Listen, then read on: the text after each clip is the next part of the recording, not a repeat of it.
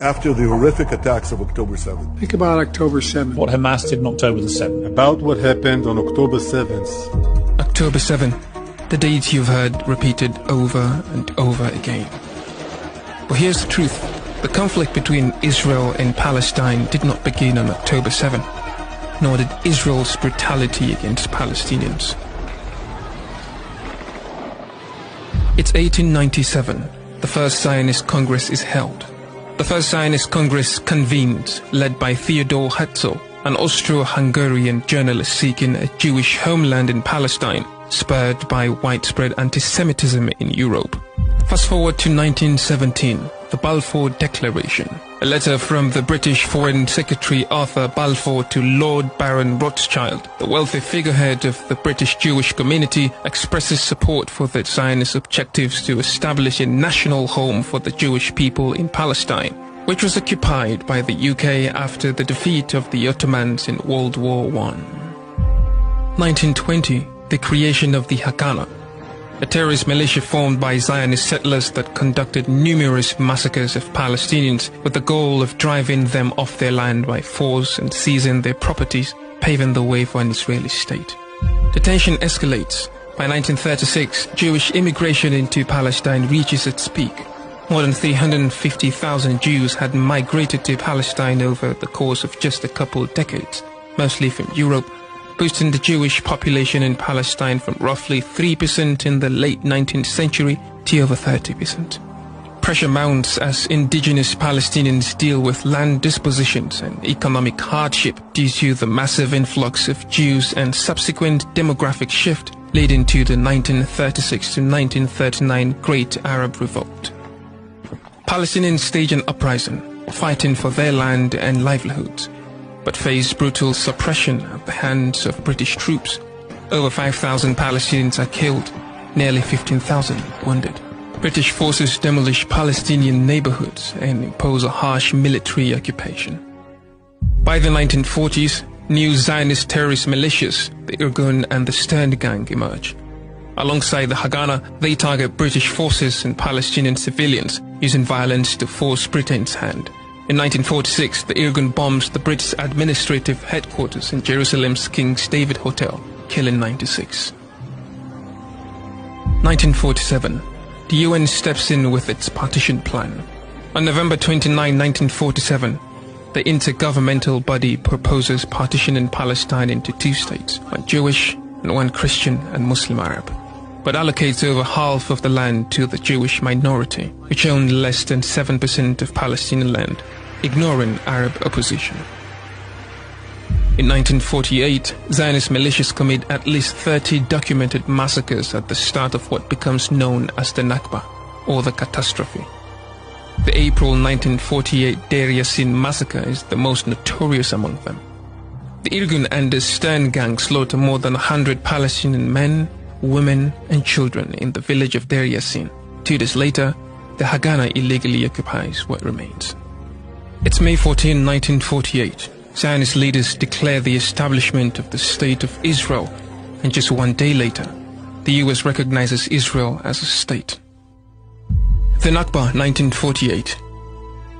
Zionist militias, the Haganah, Irgun and Stern Gang violently expel over 750,000 Palestinians, 80% of the Palestinian population at the time, from their land, stealing or destroying their homes. Over 2 years, more than 400 towns and villages are entirely destroyed. 15,000 Palestinians are killed.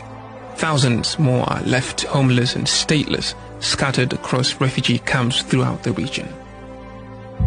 In 1950, Israel's Knesset passes the law of return, granting every Jew around the world the right to settle in Israel while denying these same rights to Palestinians.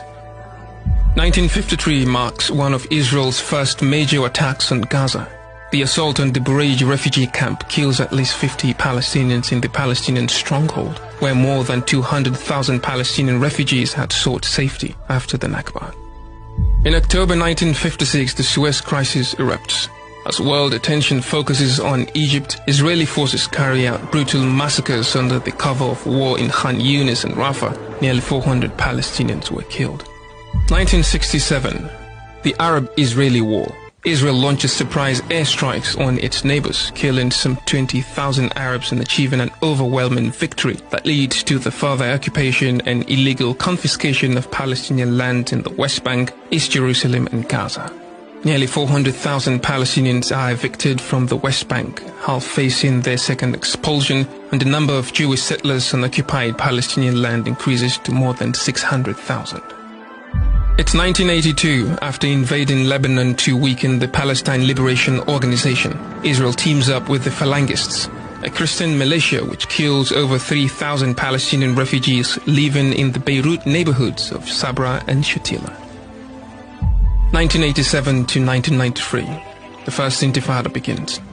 Frustration among Palestinians living under Israeli occupation was reaching a breaking point, and the death of 4 Palestinians in the car crash caused by an Israeli vehicle triggers a revolt against Israel that emerges in Gaza's Jabalia refugee camp.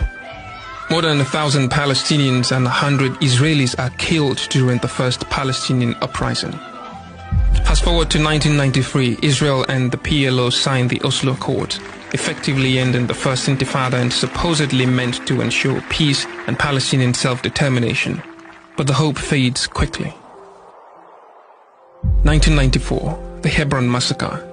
An Israeli terrorist settler kills 29 Palestinian worshippers inside Al-Ibrahimi Mosque. This tragedy marks the bloodiest day since 1967. It's 2000. The Second Intifada erupts. In spite of signing the Oslo Accords, Israel continues its illegal occupation, and the number of illegal settlers living on occupied Palestinian land doubles from almost 200,000 to 400,000 in just 7 years.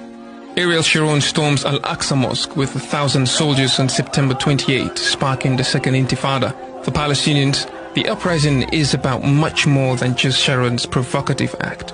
It's about years of broken promises, expanding illegal settlements, and Israel's refusal to honor peace agreements.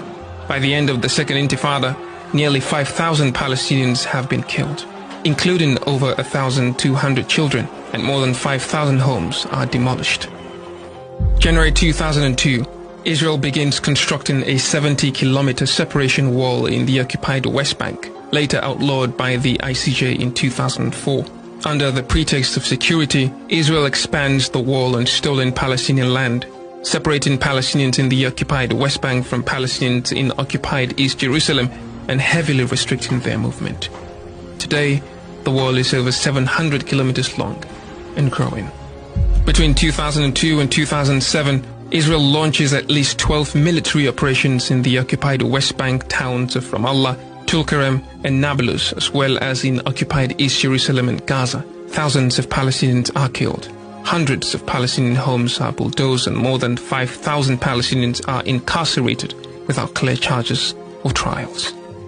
In 2005, Israel withdraws its troops from Gaza, but by 2007, Tel Aviv imposes a full blockade on Gaza, accusing newly elected Hamas of terrorism. Israel cuts off access to Gaza by land, air and sea, and fully controls its water, electricity, imports, and border crossings. Between 2008 and 2021, Israel wages 4 wars on Gaza. Over 4,000 Palestinians are killed. Tens of thousands of homes, schools, and historical sites are reduced to rubble. More than half of Gaza's population is internally displaced over the years. Rebuilding becomes nearly impossible as Israel's siege chokes off crucial imports.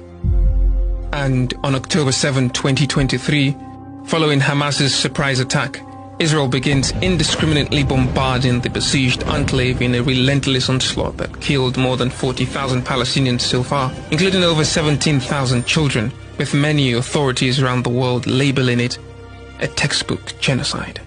While Israel and its allies obsessively fixate on October 7 as the day when the violence began, the real tragedy lies in decades of silence over the ongoing suffering of Palestinians, a suffering that started over 100 years ago and has been systematically ignored by the majority of the world as Israel continues its goal of erasing and exterminating Palestinians, their heritage, their culture, and their future.